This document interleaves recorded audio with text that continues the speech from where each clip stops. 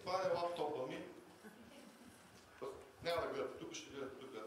Идеята беше евентуалните проблеми с комуникацията ни с ресторантите. Обикновено ресторантите очакват това. Перфектен, примерно за капрези. Но ние като биопроизводители не може всичкия домат да ни е такъв, нали? Това е предизвикателство. Да заповядате ли оттам ще отговаряте? Да.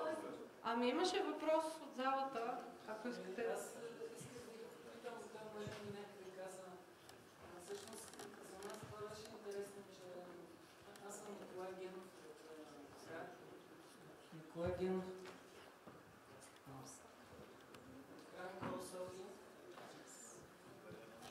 и за мен това беше интересно, че сте седнали да планирате за следващата година. Това исках само да попитам как е направено с всичките ресторанти или само с един производител. И това е всъщност ценното вече в тази завързана връзка между производител и ресторант, че се планира за следващата година и така и производителя има сигурност да се развива.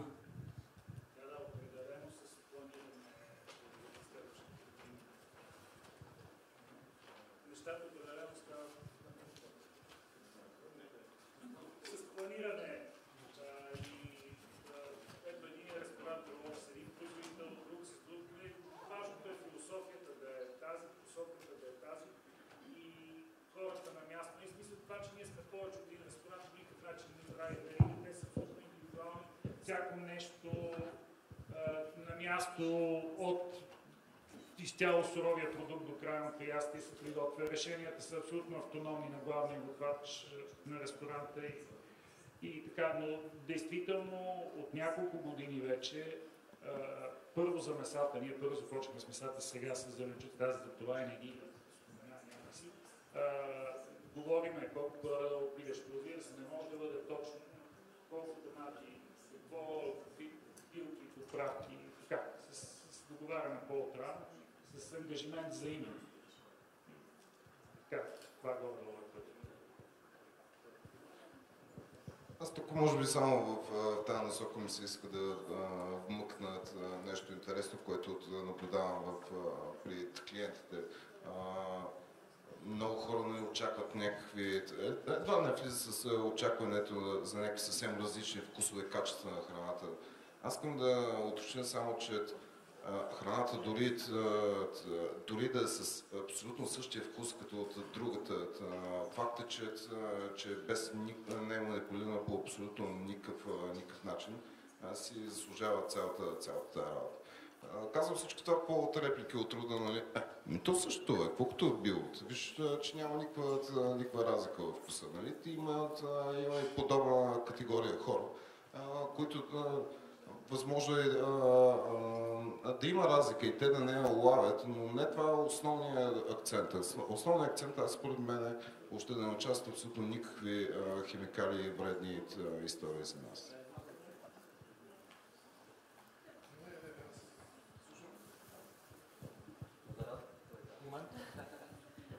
Само аз бих искала да задам един въпрос към шеф Димитров, понеже темата е туризъм, а вие сте и представител на Евроток. Просто да ни разкажете накратко, понеже един от приоритетите на Евроток България е да налага страната ни като кулинарна дестинация. Какво още може да се направи в това отношение? Какво правим в това отношение? По всички възможни и с всички възможни средства и по всички възможни пътища се опитваме да популяризираме. В случаи, които бяхме в Брюксел, в парламента, където презентирахме българския вкус. Имаме представители, които сега са в момента в Брюксел, летяха вчера, със същата причина, защото е ден на храната и в момента там ще представяме български щанд.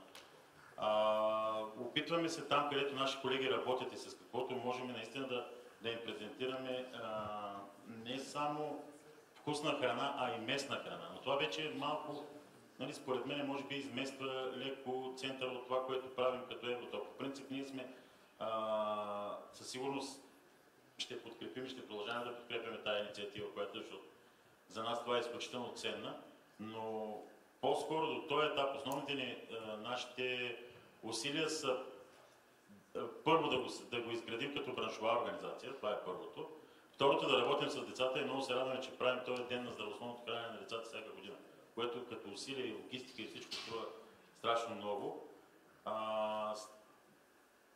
Следващото, което е по-скоро да популяризираме България като дестинация.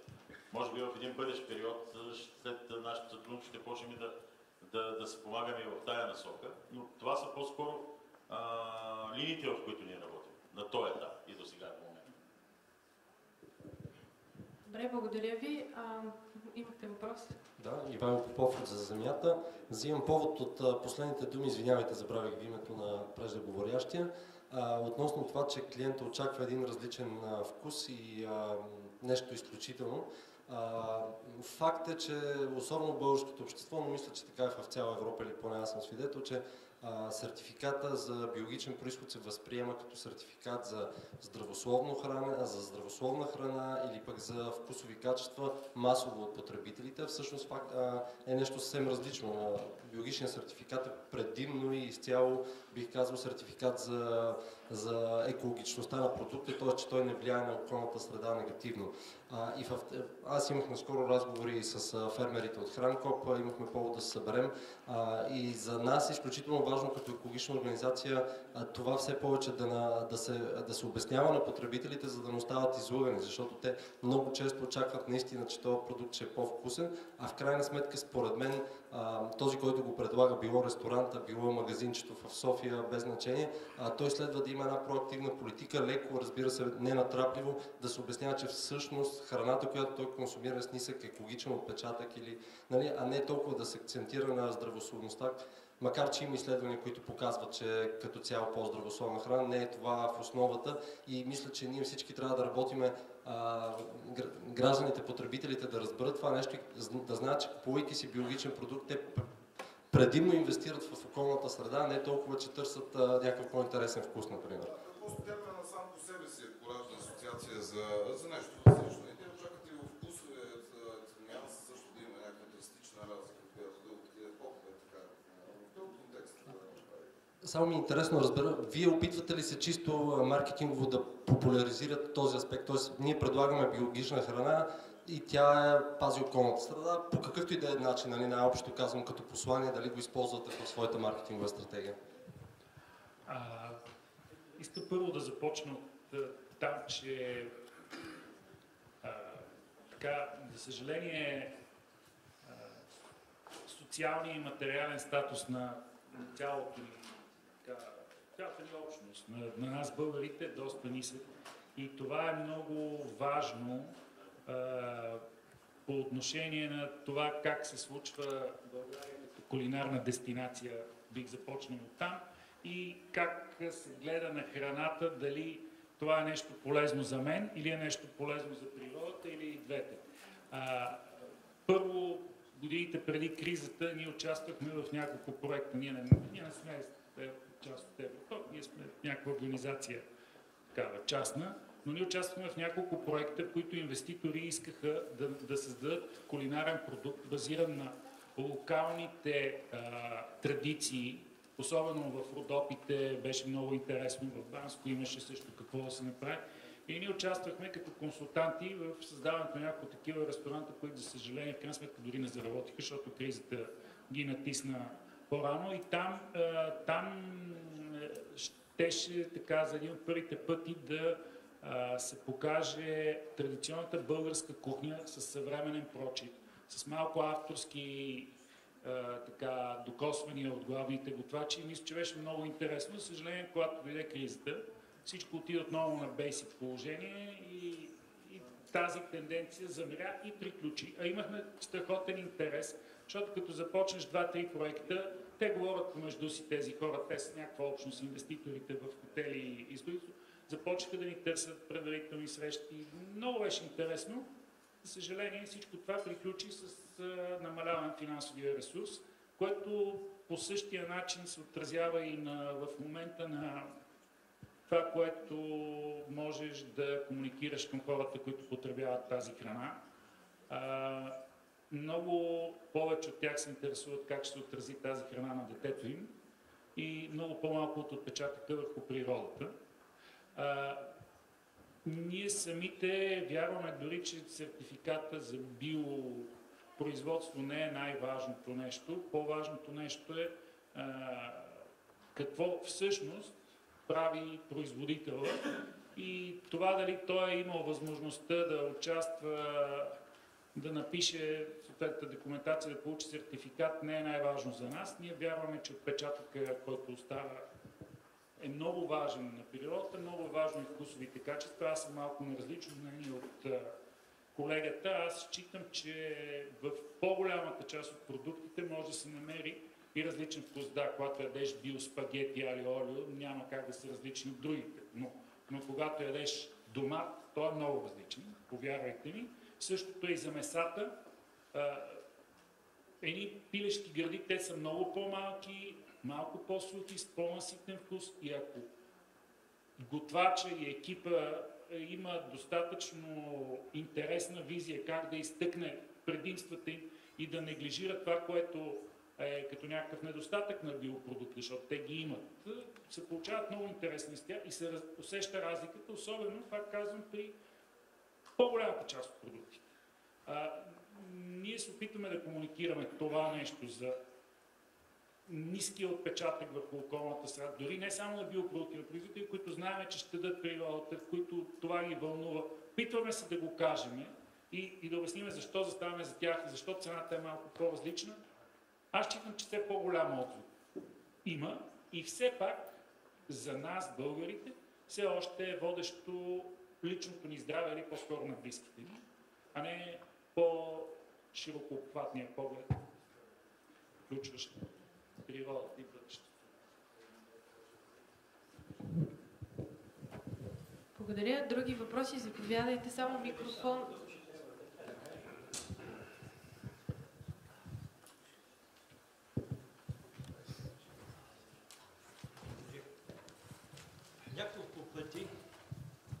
Няколко пъти Само ако може да се представите, извинете.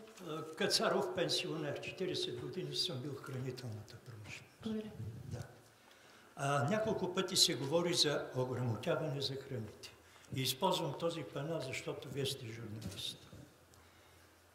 Не искам да казвам приятни неща, изкуствено, но това е една чудесна конференция. Тук са събрани научни знания и опитът на хората, които ръководят производството, които са производители. И на мен лично ми става много мъчно и тъжно, когато върху трудът на тези хора, чийто работен ден почва много по-рано от този на другите и свършва много късно, да се говорят неприятни, не неприятни, а неверни неща. Тази конференция, да кажем, че участваме 100 души.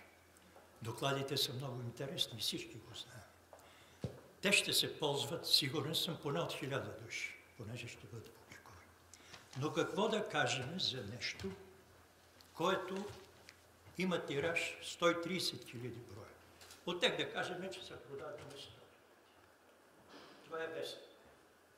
И какво да кажем за една госпожа професор от Медицински институт в София, ръководител катедра, която официално съобщава. Само 20% е месото в меките колбаси, ако изобщо го има. Продължаваме. Останалите съставки са 20% пшеничено, царевично или в най-добрия случай картофено нишесте. 20% вода, 20% сланина и технологични добавки. Спирам само до тук. И това нещо се публикува в 100 000 тиражи. Това ли е ограмотяването за храните? Аз просто не готувам срещу това нещо. Преди 2 години си позволих на научна конференция в научно-техническите съюзи да задам въпрос на господин Молов. Защо се мълчи от официалните държавни организации по този начин? Това е плесница не само срещу производителите на местни продукти. Това става непрекъснато срещу производителите на млечни продукти, на хляб и хлебни изделия, на всички. Може да довърши. Свършвам вече. Благодаря. Просто ви казвам, че ми е тъжно и твърда, официално това е лично мое мнение, че държавните институции не реагират. А това е въпрос, който засяга Министерството на земеделието и храните, Министерството на здравеопазването. Това засяга, да не говорим пък по много агенцията по храните. Всичко мълчи. Дават се милиони за рекламиране на туризма. А какво значи това? Реклама на туризма. Във всеки ресторант на Кремлеш. Повече нищо не искам да кажа. Тъжно ми има срам. Благодаря ви, господин.